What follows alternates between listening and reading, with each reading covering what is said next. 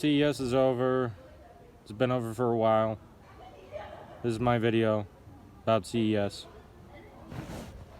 I just got back from CES, and this is a story about how I spent 6, 7, 8. This is a story about how I spent 5 days in Las Vegas without spending a single dollar. If you want to learn how to spend 5 days in Las Vegas for a technology conference without spending a single dollar, watch this video. It's really cool, I think. Maybe it isn't, but you should like and subscribe anyways. Also, these t-shirts are for sale. You can buy one of these t-shirts. You should buy one of these t-shirts that I'm wearing. It's on my website, dopev.com/merch. Buy a t-shirt. It's by EcoWear.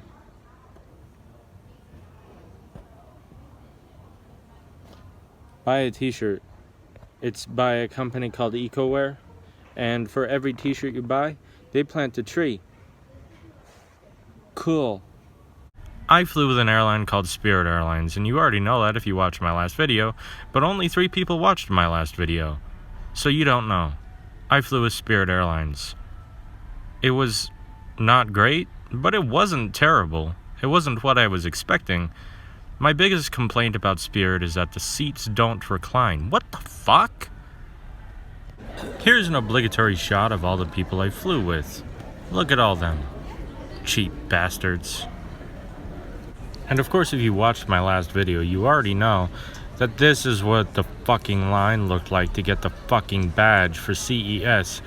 God damn it. I was in that line for an hour and 20 minutes. We're not going to get into that because I don't want to get angry. God damn it. Why did I do that? You know, I got to the event and there were 2 people in the line. I could have gotten my badge at the event. The fuck is this? This was supposed to make it shorter? No! It made it longer. Fuck this line, man. God damn it. That line is an hour and 20 minute line. An hour and 20 minutes. Standing in line. What the fuck? This is a technology conference. Look, now you got me all angry. I'm not gonna talk about standing in line. Anyways, I got my badge an hour and 20 minutes later, and then I went to wait for somebody to pick me up. For free, I should mention. This wasn't an Uber. This was the guy I was meeting to take me to his apartment. For this trip, I used a service called Couchsurfing. Couchsurfing.com is a great website, and there are these things called hosts and surfers, and I was a surfer. And what it is like a free version of Airbnb, where instead of paying, you don't pay. In fact, you're not allowed to charge somebody for a couch if you book through Couchsurfing.com. It's for free. You stay on a couch for free for a few days in really any city in the world where there's a host. And there's a host in most big cities in the world.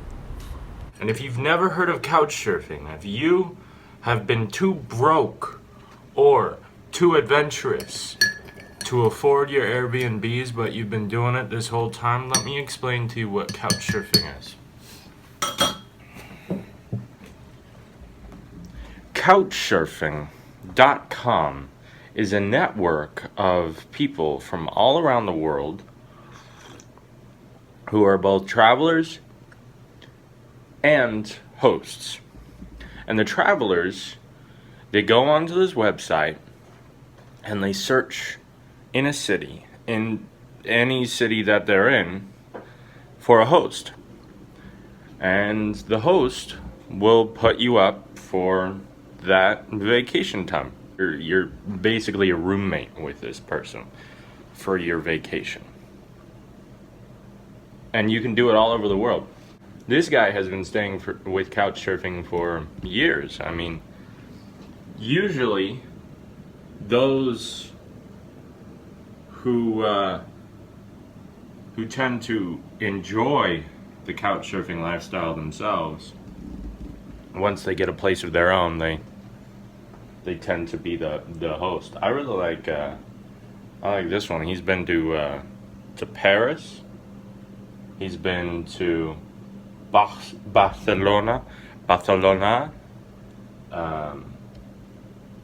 Baker Street. He went to Sherlock Holmes's place. Yeah. So his fridge is just decked out in all his stuff.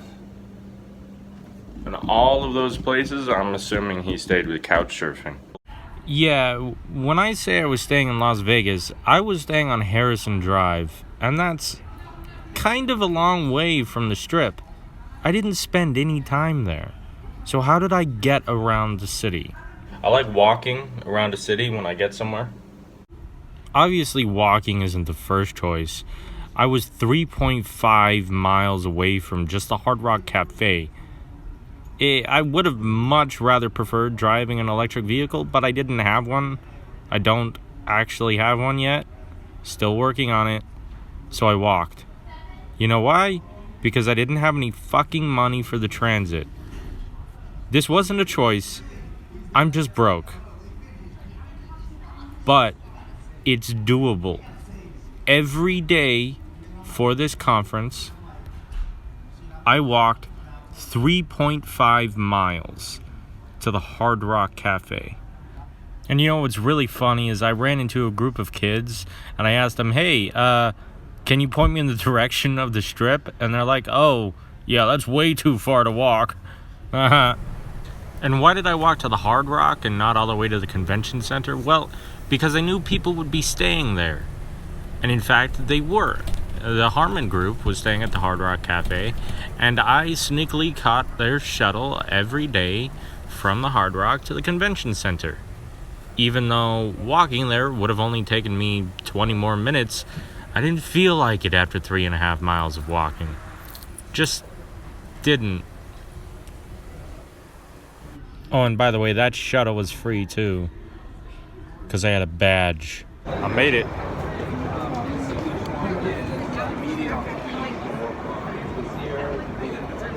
Well, I missed this, but I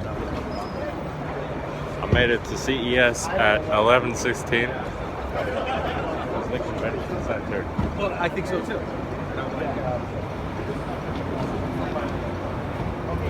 I'm just standing here with all the smokers. Look at all this guy smoking. This is the smoking pavilion.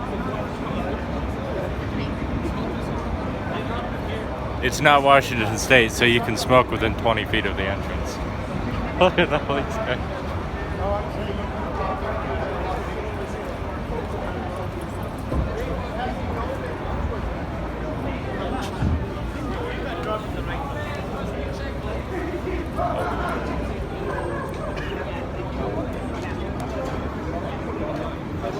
Yeah, they're enjoying it. You got bags? Get them checked in. Okay.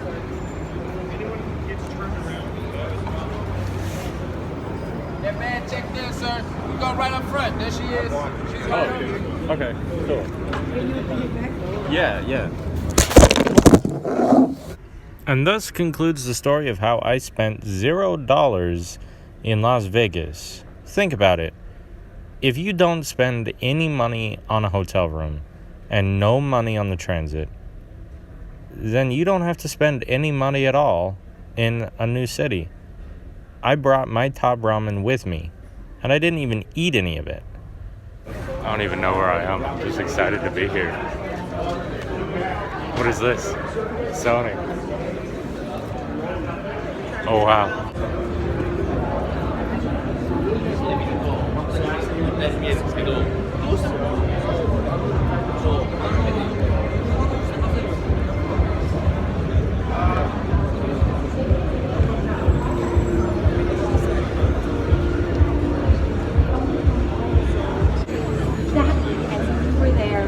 god, it's the Ghostbusters car. What do you say?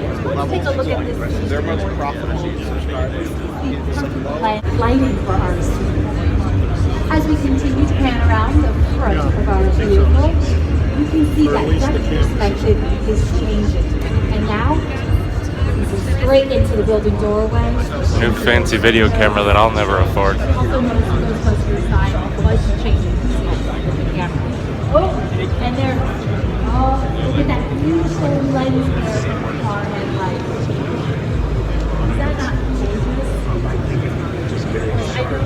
We're not supposed to pick any favorites here, but I have to say, I think this is my absolute favorite camera. This is really showcases the On something like that, it's pretty the curve and the building are virtual, and together they combine perfectly to create a single perfect. Kind of reminds me of Blade Runner in here. Like the Minority Report, you know, with all the advertisements. Look at all these guys with their video cameras and their cell phones. Oh, look at that, it's a car.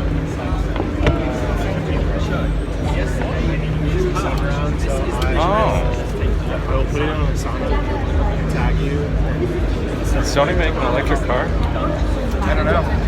It looks like a J1772 charger. No, I totally get you. Yeah, I'm not sure, man. Who are the people that know the stuff? I don't know, I don't work here. No, I mean like... Okay, cool. Sorry, man. You guys ready? Hey, is that a J17? Is that a J1772 right there? Is that what that is? What? The charger, is that a J1772? I don't think they're saying, they've just kind of branded it with Sony stuff, yeah. Oh, is that a Sony branded socket? Sony branded, wait, so, okay, so Sony branded socket, how is that going to be compatible with? It's not a real thing, you can't charge the car from it, it's just in the make end, it this look is all like just it's a proof part. of concept, right? Okay. So that's just the display, they're not actually making the charger. No plans for mass production for the vehicle at this time. Okay. Oh, do you work? Yeah, I work with Sony. Oh, you work with Sony.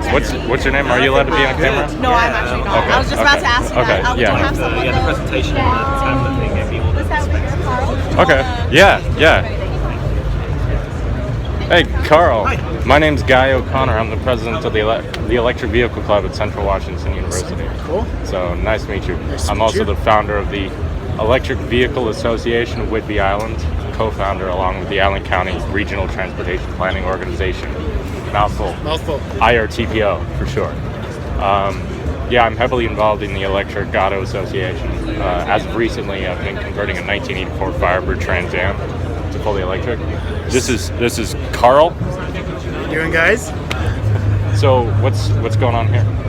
So this is our Vision S concept vehicle. Okay. So this is a car that we unveiled at our press conference, and what it is basically a fusion of Sony's automotive sensor technology. So as you know, like Sony's a huge brand when it comes to digital imaging and imaging solutions, and we make sensors for a lot of the best cameras that are available in the market today. Okay. So it's a natural fit for us to be able to take some of that technology that we can see things in low light situations and that we Right. can compute things faster than anything else out there, Right. and now bring that into the automotive landscape. So you didn't did you make the car, or you just made the cameras for the car? We absolutely made this car. So You what made we this car. want, what this car right here that we're This is right seeing behind us. right here. we thought, what better way to be able to show off what we can bring to the table in terms of safety, automation, and entertainment than instead of taking someone else's platform and trying to integrate it, let's make our own and show the best of what Sony can do, and that's what the Vision S is. Okay. Oh wow. So you made a fully integrated. It's a fully integrated functional car. Right. And is that charger's not a J1772? It's a CHAdeMO charger. CHAdeMO, Yeah, so it's a level yes. 3. It's a cross-platform level 2 charger. Absolutely. Are you guys thinking about getting into the charging game? So right now we want to look at see what charging capabilities there are out there, and that is Okay. one of the biggest growing ones, especially in North America and the worldwide market. So that's why we chose to go with that particular charger. So you went with CHAdeMO because it's an Asian company, Sony? No, it's just more but- so that the availability. Okay. Because I mean, like there's a big argument right now about the charging standards, whether it's going to be CHAdeMO or CCS, and especially in Europe, CCS has went out. Right now, it's still completely undecided. It's far too early because, again, it's just a concept. So that is what they chose for the concept vehicle right now. Okay. It's still up in the air. And if we're going to make the vehicle, and then what charging platform we're actually going to standardize and finalize. So are only the pressers allowed to sit in the vehicle? Yeah, and regrettably, yes. Okay. Yeah. So I should have gotten my press pass because I have a YouTube channel, but. So I can definitely you can film anything and everything that you want around the vehicle. I'm not able to touch it. Oh God, I want to touch it. I know. I want to touch it. It's really tightly controlled right now, and has access to the vehicle. But you'll be able to film anything around it. Have you touched it? I have not. Here. It's amazing.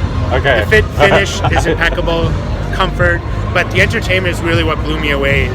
We have a full panoramic screen in the front that's fully interactive from not just the driver but also the passenger. We can shift things from the center console to the passenger console. So again, if you're on driving and you're going, between Washington and Baltimore, but you want to stop at a Starbucks, you can flip it over to the passenger side for them to be able to go find it, and then they can flip it back to the center console for the driver to be able to see. kind of like a driver's ed vehicle? Got it. Yeah. Got it, right? Yeah. So everything that you'd have control of in the center console, you can flip it over to the passenger side or to the back of the car as well. Right. So that's what's really unique about it. We were looking at, when people are going to potentially charge, and you're sitting for half an hour potentially charging your vehicle, so what are you going to be able to have in there to be able to make it a good experience? So we've incorporated... Right, so you wanted the infotainment as well. It's like, because that's I don't want to mention the T word, but that's the competition, right? It definitely, and one of the things that we've done to really kind of push the game to the next level is it is going to be 5G integrated, so speed is pushing the game. Okay, pushing the game. That's what you got to do these days.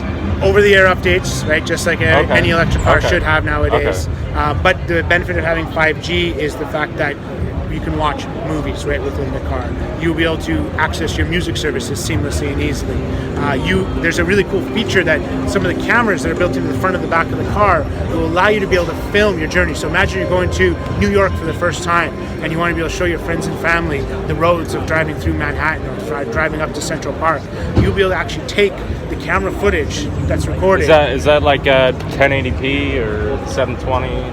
They haven't released the specs, but the quality of the video that I saw was unbelievable. Okay. And because of the 5G being built into the car, you're going to be able to go and overlay music from your sound system in the car and make your own video, and boom, immediately share. Do you have a motion tracking function where not like it follows the motion, but it turns on when there's motion? Like you could conceivably capture a snow leopard with the camera. So that is one of the benefits of our sensor technology is the speed of acquisition of things. Because a lot of cameras that are available on the electric cars today, they have to capture, process, and then be able to show you the image. We can do that faster than anything else that's available on the market today. And when we're talking about potential automation of self-driving cars, this is absolutely important because we're not talking about milliseconds, we're talking about nanosecond decisions that need to be made when you can't for your safety. And that's something that our technology is going to be able to do that a lot of cars won't be able to today. Right. Someone decides to try to see. So this is a Harley-Davidson Livewire that I'm sitting on? Right here. Yep, this is the Harley-Davidson Livewire. This is Harley-Davidson's first production electric motorcycle.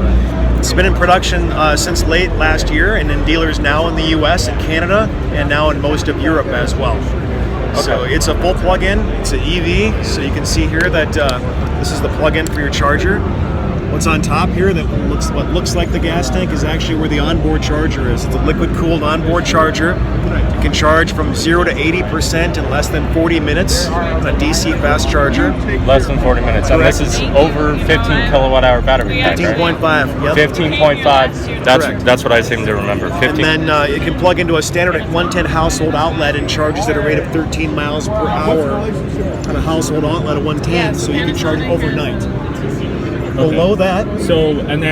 So just in case you guys weren't familiar with this type of socket, this is called a Type 1 CCS socket. And so if you close this, you got your standard level 2 1772 charger here. And when you open this up, this is called Type 1 CCS. And the reason you do that is for this thing we call standardization. That's right. Yeah. Each market that we're in, and in the U.S., this is obviously the most popular public charging network or adaptation. So that's what we're using here in the U.S. In other markets, we may have other connectivity depending on the market. Right. So, and then where was this manufactured? This is manufactured in York, Pennsylvania. Okay. That's where we make all of our motorcycles. Okay. In the US. So the same traditional Harley. Correct. Harley factory. Harley. Correct. Harley built. Harley. No China. No, they're made in York, Pennsylvania, and they're on a special assembly line. It's a shorter assembly line because obviously it's got less parts than a gasoline-powered motorcycle, and a dedicated team of professionals that put these together. Okay, so tell me about all these gizmos here. Sure. You want to talk about the dash? Yeah, let's go from left to right here. Of Okay, course, so we controls. got the wing mirrors, but Here are your mirrors. This on top is your odometer, so this changes your odometer reading, so it gives you your main odometer mileage. right up there. Yep, correct. Then your two trip meters, A and B, and then this is your key. This is how much key. That's how much miles since I keyed on this morning. Okay. So basically, so you've got that's 2 trip meters, but you can also know how far you've gone since. a day meter. Correct. So you've got your overall trip meter. Yep. And then you've got how much each individual jaunt is. Correct. And how many individual trips can you store? Is there a memory? Can you store a trip? I don't think it's memory. It's basically telling you how far you've gone in a day. Okay. In case you forgot to set your trip meter, for example, and especially Right. a bike like this that has range limitations, you want to know exactly Right. how far you've gone. Right. So the left side here, you've got your traction control button that is an on-off button for TC, Okay. horn button, Okay. high-low beam. Harley Davidsons have a left turn signal and a right turn signal. Here's your left turn signal. Okay. And this is voice command. So if you have a Bluetooth enabled device connected to your cell phone, you could voice command it to do certain things like changing your music, making phone calls, setting up turn-by-turn navigation through a Bluetooth connection. So I could say like Siri, Just make sure you get me in the lights Harley on. on there. Is that No, it's more about play music. okay? Siri, play Rolling Stones. Right, sure. Okay. So then you also have your cruise control here, Okay. and this is a joystick that enables you to toggle through different screens on the face here. Right. On the right side, this is your on-off button. Okay. This is your starter button, hazard lights, right turn signal. The mode button, which we can talk about in a minute, changes the different ride modes. There's 4 pre-programmed from the factory, and your other joystick. Okay. Let's talk about mode for a second. Upper right-hand corner, this shows the mode that you're in. This is sport. Sport's the most aggressive mode. If I push this button to the left, it changes the next mode, which is rain. Right. So for slippery conditions, this reduces your power output, reduces the amount of regen that you're feeling. So even though the bike has traction control and ABS, this just makes it easier to manage for the rider in a slipperier condition. Right. So the next mode is range. This gives you the most possible range. And the final mode is road, which is a good balance of performance. And I can show you what kind of that looks like when I go here and look at these modes. Here's road. Okay. Shows me a road mode is 80% of the power, 30% regen, 55% throttle response. That's how much you feel when you open the throttle, how much of it is actually giving you that power. And then it has a medium level of wheel spin allowed with traction control. If I go back and I look at rain, for example, you can see it's the lowest amount of power setting. It's not truly 0% power, but it's the lowest amount of power that you can reduce it to. 15% regen, 30% throttle opening, and the lowest level of wheel spin allowed. Okay. All right, and then I go to sport, and you can see it's maximum power, 80% regen, 80% throttle input, and the highest level of wheel spin allowed. Right. Then there's also these, besides the 4 modes that are programmed from the factory, there's also 3 modes that you can program yourself and dial in what you want them to be. So what level of power performance you want, what level of regen, and you can save that as a custom mode for yourself. There's 3 different ones that you can save. Okay. All right? You gotta be kidding me, right? So we're back to the main screen, and you can see that it's asking me to press start. Let me show you one other thing. Put down the kickstand. This is what it would be like if you actually walked up to the motorcycle. It's on side stand. It's telling you raise the side stand. Yeah, no, because Which I'll do. So now it says press start. Okay. Use your starter button here. Key that on for about a half a second. And you can see those lights when they're yellow to green. It tells me that I'm in propulsion mode. It means the motorcycle is live. This throttle is hot. And as soon as you turn the throttle, you're actually moving. Now you can also feel a haptic sensation when you're at a stop. And in propulsion mode, you'll feel the motor rocking between the magnets, and it gives you a slight pulse. The middle bar to let you know again the motorcycle is So you've got regen braking here. And then do you have traditional braking as well? We do. Okay. So up here in your right control, that is your front brakes. Okay. That actuates 2 dual disc brakes in the front that are Brembo monoblock calipers, so very high performance front brake setup. And then on your right foot, the right pedal below you, that actuates your rear brakes. It's a single. Okay. Got to get that around.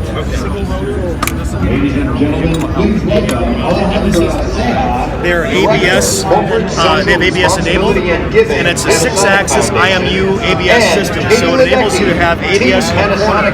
So the 6-axis IMU for Bosch senses what lean angle you're in. So what is IMU? Internal motion.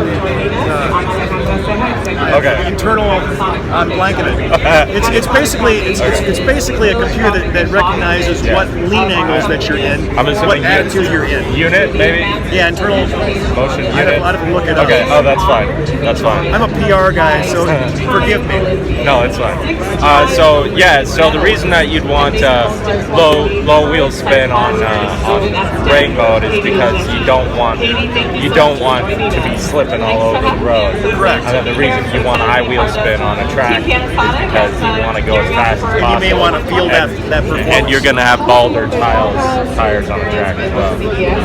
More grip, basically. Yeah. But yeah, for higher performance mode, you might want a little bit of wheel spin to get that performance to the maximum enabled versus pulling back power in order to give you no wheel spin. Yeah. But you can in that mode you can also can you manually adjust your wheel spin, like turn it down a little bit so you can get haptic feedback? Well, so there's 3 different modes of traction control. You can do high, medium, and low. Okay. So you can program that yourself, or you can use one of the modes that are pre-programmed in. So the sport mode, for example, allows the highest amount of wheel spin, while the rain mode allows the lowest amount of wheel spin. Okay. Makes sense? Yeah. And what the IMU is doing is it's sensing your lean angle, how much grip the tires have, so in order to make sure that you're getting the right amount of power to the wheel or braking to the wheel without locking the wheel or spinning the wheel. Is this designed to drag knees, or is this more like just? It's a roadster. It's not a race bike, but you certainly could ride it at a very aggressive pace. Yeah, because there's so much power. Yeah, and there's quite a bit of lean angle as well. Right. Yeah, I mean, I'd imagine these get scraped before you drag your knees, but yeah, actually, it's the foot peg feelers are the first thing that would touch down. So underneath the foot peg, there's a little feeler right here. That's the first thing that touches down on the motorcycle. Yeah. And certainly hanging off, you can hang off the motorcycle and give yourself more, because you're basically offsetting the weight of the motorcycle and giving you more lean angle before you're scraping something. So tell me about this motor. Tell me. This is the Harley-Davidson Revelation powertrain. Okay. It is our design, and it's logistically mounted. It enables 100% of its torque at 0 RPM and spins to 15,000 RPM. 15,000 RPM? Correct. Okay. Above that, this is the battery pack, or the renewable energy storage system. Behind this aluminum fin housing is lithium-ion cells. They're Samsung automotive-grade lithium-ion cylindrical cells. Okay. That's the battery pack. It's 15.5 kilowatt hours. Did you use 18650s in here, or? I don't know the exact spec of the lithium-ion cells. The standard traditional. They're automotive Samsung. cells. Yeah. So, I mean, is it a flat kind, or is it a roll kind? They're a roll kind. Okay, so it's probably an 18650 battery pack. Okay. Do you guys have the little vent holes at the top that Panasonic has developed? I don't know that. Okay. No, those are those are like more engineering questions. So the battery pack is air cooled, the motor and the onboard charger are liquid cooled. Okay. And then the motor is this made with rare earth magnets, neodymium? Okay. So have you guys thought about going off of rare earth magnets? That I don't know. I'm an engineer. Okay. Yeah. Well, no, that's not really an engineering question. That's more of a civil conflict question because when you go for rare earth elements, they're rare on Earth, so that means that people fight wars over them, really, and that's the idea about rare earth elements like magnets. So if you hear that, maybe I'm misspeaking, but I know it's a permanent magnet motor. No, yeah, I mean a lot of people still use rare earth magnets, and it's no problem. Honestly, I have no problem with it because I believe in the violence of the human species. But I was in the army. I got you. Yeah. Seen it. Yeah. So okay, and then so what sort of voltage is running through these high power cables here? I don't know the exact number. It is high voltage, obviously. Okay. Yeah. And then so for service to get your brakes done, or to get your hydraulic fuel fixed, or to get like your body panels fixed. Sure. I mean, a lot of people like to work on their own bikes. Is there a plan to like teach motorcycle owners how these components work? We would recommend that you bring your motorcycle to our dealer for service. Obviously, they bring it in. The training. Yeah. And it's not a normal motorcycle, right? Do you have takes specialized training to know how to work on an electric bike? Do you have a plan to go through a training with bike owners? Well, what we do is we train our dealers. Every dealer who sells Labra has trained technicians. Yeah. And so they go through all the full training that's required to service one of these motorcycles. Right. The battery pack is not serviceable. Right. Pop this up. Here's your charging cable. So that goes in here. That goes in the wall. Okay. If you don't have plugs into your household wall outlet, Right. 110 outlet charges at a rate of 15 miles per hour. Yeah. Now this end plugs into the charge port here. Here's the key. So it's a fob, basically a proximity fob. Okay. This key is actually for the fork lock. Is this Bluetooth or RFID? RFID. Okay. This is it. So Did you guys make a specific decision why to go with RFID? I don't know the reasons why. Okay. No, I'll cut out all the answers from you. Sure. But and then the other didn't talk about the suspension. Sorry. It's got show up big piston fork, fully adjustable suspension for compression, as well as compression damping, rebound damping, and preload. Okay. Rear shock is a fully adjustable show shock. Balanced rear free cushion shock, again, fully adjustable for preload, and then rebound and damping. That's a thick wire gauge. Yeah, correct. Yeah. And then sorry. And then Is this this guy's going to ride it for a moment. So how would you do this? Is that a steel spring? It is. Yeah. Okay. Yeah, the top student in your class. Are there any alloys on this, or is this all aluminum? Or Well, this would be aluminum. Yeah, there's no like household it's aluminum primarily. no titanium, no like carbon fiber, just Not stock. and then do you anticipate an aftermarket body? Yeah, for sure. We offer some aftermarket parts. We offer some carbon fiber bits and pieces. Okay. There's like a little speed screen that fits here with a little lip. It's carbon fibers, like your like a carbon touch. Are any of the body pieces interchangeable with are any of the bolt holes interchangeable with body pieces from other motorcycles? No. Okay. So the only thing that's interchangeable is the saddlebag. Like you can get the standard saddlebag. You could do that. Okay. Yeah. This guy's gonna ride the motorcycle.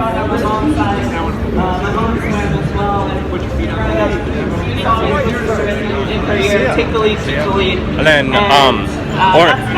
orange is the only color that it comes in. It comes in black as well. This is fuse orange, and there's also fuse yellow. Okay. And then there's black. Okay. I would get it in lime because it sounds like lime, but that's just me. Sure. Yeah, that fuse yellow is actually very close to lime. I'd call it the lime wire.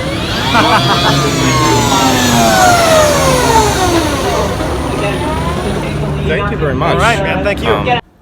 This video is long enough. I'll do another one later. Go home. If you are home, watch something else now.